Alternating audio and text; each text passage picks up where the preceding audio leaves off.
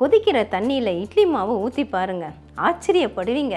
ரொம்பவே புதுமையான முறையில் அருமையான ரெசிபிங்க. Hi friends, welcome to Chennai food. இந்த ரெசிபியை நான் எப்படி செய்கிறேன்னு நீங்களே பாருங்கள் வாங்க. இந்த ரெசிபி செய்கிறதுக்காக நான் 250 கிராம் கப்பில் 1 கப்பு இட்லி மாவு எடுத்திருக்காங்க. இட்லி மாவு அல்லது தோசை மாவு ரெண்டுமே பயன்படுத்தலாம். நான் கொஞ்சம் திக்காக இருக்கிற மாவு எடுத்திருக்கேன், அதனால தான் இட்லி மாவுன்னு சொன்னேன். இந்த மாவு நம்ம வீட்டில் அரைச்ச மாவு, புளிக்காத மாவு பயன்படுத்தினா ரொம்பவே டேஸ்ட்டாக இருக்கும். சப்போஸ் உங்ககிட்ட வீட்டில் அரைச்ச மாவு இல்லை, கடையில் வாங்குகிற மாவு தான் இருக்குன்னா நீங்கள் அதை கூட பயன்படுத்திக்கலாம். ஸ்டவ் ஆன் பண்ணிவிட்டு ஸ்டவ்வில் பேன் வச்சுருக்கேங்க. 200 ml அளவுக்கு நான் தண்ணி சேர்த்து விடுறேன். சமையலுக்கு பயன்படுத்தக்கூடிய தண்ணியை சேர்த்துக்கோங்க. தண்ணி நல்லா கொதிக்க ஆரம்பிக்கட்டும். இப்போ தண்ணி நல்லா கொதிக்க ஆரம்பிச்சிருச்சுங்க. நாம் எடுத்து வச்ச மாவை இதில் ஊற்றிக்கலாம். மாவை சேர்த்ததும் லோ ஃப்ளேமில் வச்சுட்டு அப்படியே நல்லா கலந்து விடுங்க. இப்போ நாம் சேர்த்த இட்லி மாவை நல்லா கலந்து விட்டாச்சுங்க. தண்ணியோடு சேர்ந்து நல்லா மிக்ஸ் ஆகிடுச்சு. இது கூட சேர்க்குறதுக்காக நான் 1/2 கப்பு ரவை எடுத்து வச்சுருக்கேன். வெள்ளை ரவை, வறுத்த ரவை, வறுக்காத ரவை எது வேணாலும் சேர்த்துக்கலாம். இதோடைய அளவு பார்த்தீங்கன்னா 125 கிராம். நீங்கள் எடுக்கிற மாவை பொறுத்து ரவை சேர்த்துக்கோங்க. சேர்த்துட்டு இப்போ நல்லா கலந்து விட்டுடலாம். ஸ்டவ் சிம் பண்ணிக்கோங்க. நார்மலாக இட்லி மாவு வச்சு பல விதமான ரெசிபி செய்யலாங்க. நம்மளுடைய சேனலில் கூட நிறைய வீடியோஸ் இருக்குது, நீங்கள் வேணால் பாருங்கள். இந்த ரெசிபி பார்த்தீங்கன்னா ரொம்ப டேஸ்ட்டாக இருக்கும். ரொம்பவே டிஃப்ரெண்ட்டான ரெசிபிங்க. ரொம்ப சிம்பிளாக ஈஸியாக செய்யக்கூடிய ரெசிபி தான். இப்போ பாருங்கள், நல்லா ஒன்று சேர்ந்து வந்துருச்சு. நாம் சேர்த்த ரவையும் நல்லா இதில் வெந்து வந்துருச்சு. இப்போ நான் ஸ்டவ்வை ஆஃப் பண்ணிக்கிறேன். ஆஃப் பண்ணிவிட்டு நல்லா கலந்து விட்டுடணும். சூடு ஆறினோடனே வேற ஒரு பவுலுக்கு நம்ம மாற்றிக்கலாம். நாம் கலந்து வச்ச மாவு சூடு ஆறினதுக்கப்புறமா நான் ஒரு மிக்சிங் பவுலுக்கு மாற்றிட்டேங்க. இப்போ தேவையான பொருட்கள் எல்லாமே நம்ம சேர்த்து விட்டுக்கலாம். நான் ஒரு பெரிய வெங்காயத்தை பொடிசாக சாப் பண்ணி வச்சுருக்கேன், அது இதில் சேர்த்துக்கிறேன். ஒரு மீடியம் சைஸ் கேரட்டை துருவி வச்சுருக்கேன், அதையும் இதில் சேர்த்துக்கிறேன். நீங்கள் உங்களுக்கு பிடிச்ச வெஜிடபிள்ஸ் எது வேணுனாலும் சேர்த்துக்கலாம். ஒரு பச்சை மிளகாய் பொடிசாக நறுக்கியிருக்கேன், அதையும் சேர்த்துக்கலாம். பொடியாக நறுக்குன கருவேப்பிலை, கூடவே பொடிசாக நறுக்குன கொத்தமல்லி தழை எல்லாத்தையும் சேர்த்ததுக்கப்புறமா 1/2 டீஸ்பூன் சீரகம் சேர்த்துக்கோங்க. சீரகம் வேண்டான்னா நீங்கள் ஓமம் கூட சேர்த்துக்கலாம்.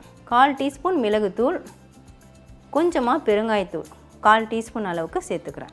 உப்பு தேவையான அளவு சேர்த்துக்கோங்க. இட்லி மாவில் நான் எப்போவுமே உப்பு போட்டு தான் அரைப்பேன், அதனால் நான் குறைவாக சேர்த்துக்கிறேன். நீங்கள் பார்த்து சேர்த்துக்கோங்க. 1/2 டீஸ்பூன் அளவுக்கு சால்ட்டு சேர்த்துட்டு கைகளை வச்சு நல்லா கலந்து விட்டுக்கோங்க. அப்படி ரொம்ப டைட்டாக இருக்கிற மாதிரி தெரிஞ்சால் நீங்கள் தண்ணி லைட்டாக தெளிக்கலாம்.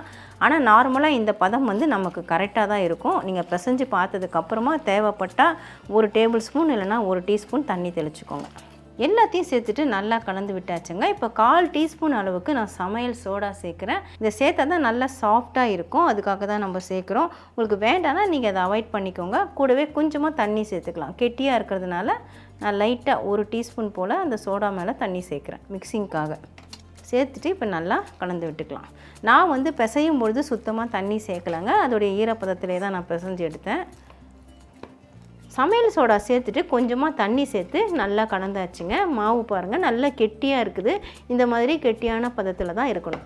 இதை பொரிக்கிறதுக்காக ஸ்டவ்வில் கடாய் வச்சு பொரிக்கிறதுக்கு தேவையான அளவு எண்ணெய் ஊற்றி வச்சுருக்காங்க. எண்ணெய் சூடான உடனே மிதமான தீயில் வச்சுருங்க.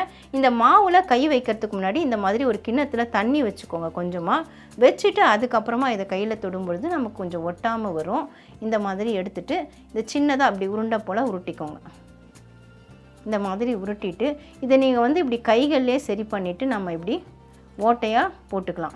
சில பேருக்கு தட்டை வராது, அது எப்படி செய்யணும்னு நான் அடுத்த இதில் சொல்கிறேன். நான் இப்போ இதை எண்ணெயில் போட்டுக்கலாம்.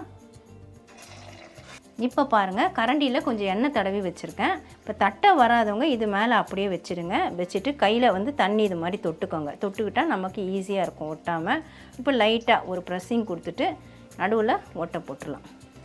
இது மாதிரி பண்ணும்பொழுது எண்ணெயில் போடுறதுக்கு கையில் எண்ணெய் தெறிக்காமல் இருக்கும். நிறைய பேர் எண்ணெயில் போட பயப்படுவாங்க, அவங்களாம் இந்த மாதிரி செஞ்சுக்கலாம். ஒரு ஃபியூ செகண்ட்ஸ் நம்ம எண்ணெயில் வச்சு ஆட்டினோம்னா அதுலேருந்து கரண்டு வந்துடும். பாருங்கள், ஒரு ஃபியூ செகண்ட்ஸ் வச்சோன்னா அதுலேருந்து கரண்டு வந்துருச்சு. லைட்டாக நம்ம ஷேக் பண்ணால் போதும். அந்த மாதிரி கையை நம்ம எண்ணெயில் பட்டுடுமோ, எண்ணெய் கையில் தெரிச்சிடுமோன்னு பயப்படுறவங்க அந்த மாதிரி செய்யலாம். இதே நல்லா பழக்கப்பட்டவங்களாக இருந்தால் நம்ம நேரடியாகவே போடலாம். எண்ணெயில் எத்தனை போட முடியுமோ அத்தனை போட்டுக்கலாம்.